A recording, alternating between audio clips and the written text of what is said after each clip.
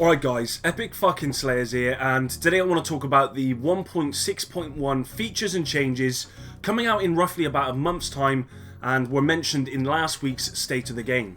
Before we start the video, I just want to thank each and every one of you for supporting me. I greatly appreciate everything you have done for me. If you do want to support me on another platform, then you can do at vid.me, which I will leave a link in the description below. With that said, let's start the video.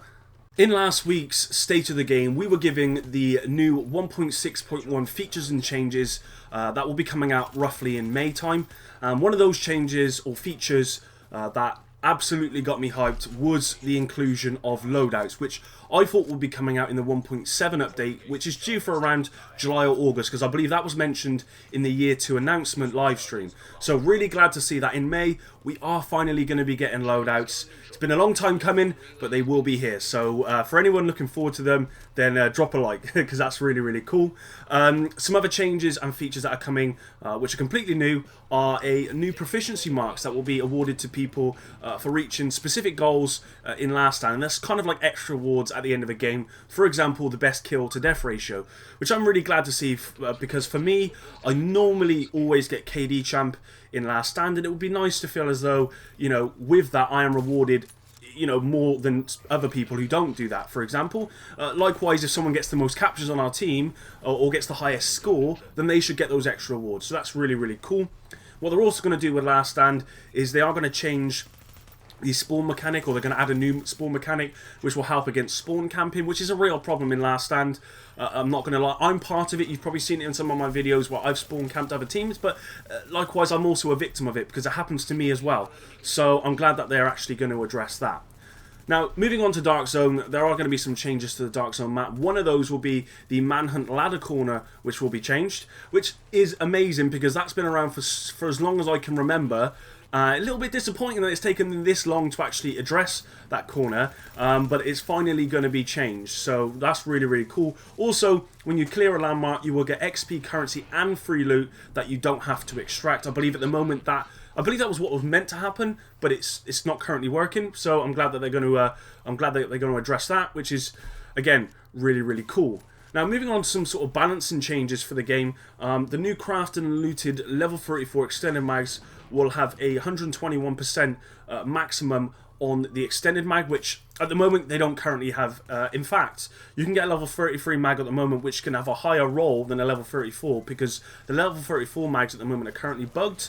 So I'm glad that they're addressing that. A big change for PC is burst fire weapons will have a maximum RPM. This way you can't fire faster than intended. On a PC, due to the scroll wheel, you can use that as obviously for firing, and if you just scroll the wheel, then burst fire weapons effectively become fully automatic. So you're basically getting one of those really, you know, high damage MP5 burst fire weapons, which can shoot as fast as a normal MP5, but with that higher base damage. So, which absolutely melts, and I'm glad that they are addressing that.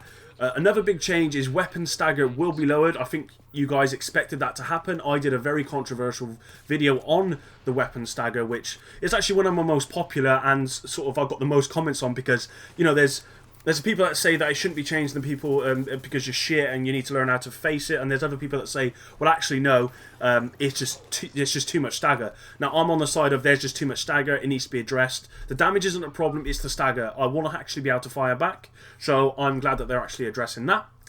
Another big change that they are going to address is airburst seeker mines. Now, of course, I'm sure everyone expected that as well, because at the moment they are just far too overpowered for a skill that you can drop on the floor, run away, and they can kill multiple people at once. I think it's ridiculous.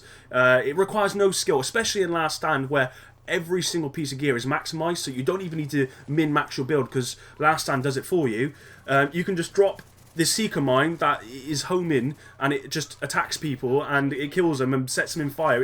It's ridiculous, and I'm glad they're addressing it. Now, what they're going to do is they're going to get rid of the stagger on it, which is great, because the stagger again was just too much.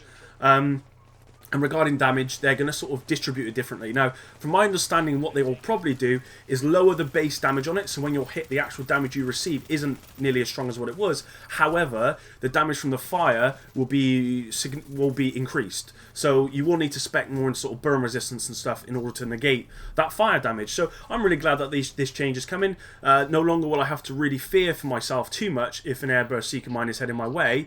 But Likewise, I mean, I understand the argument that you can just roll out of the way of it. That's true if you know it's coming, but most of the time you don't know it's coming because you can't even see it on the bloody floor and you're fighting someone else. So, yeah, I'm glad that they're changing it. Moving on to bug fixes, I'll just mention them. That's on the list because I don't really... Some of them I will address, but some of them I don't really understand.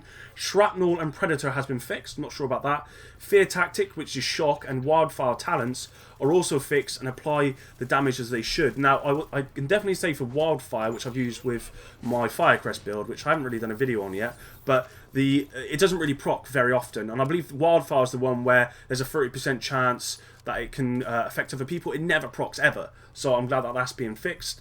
Survival Link speed buff also works, so from the sounds of it, when you pop survival now, at the moment the speed buff doesn't work, so that's going to be fixed. Throwable skills get some fixes, probably first aid and support station, which is cool. I've not really used the support station too much. I've used the ballistic shield, no, not ballistic shield, the other mobile cover a lot, and that takes ages to actually deploy, so hopefully that might be better.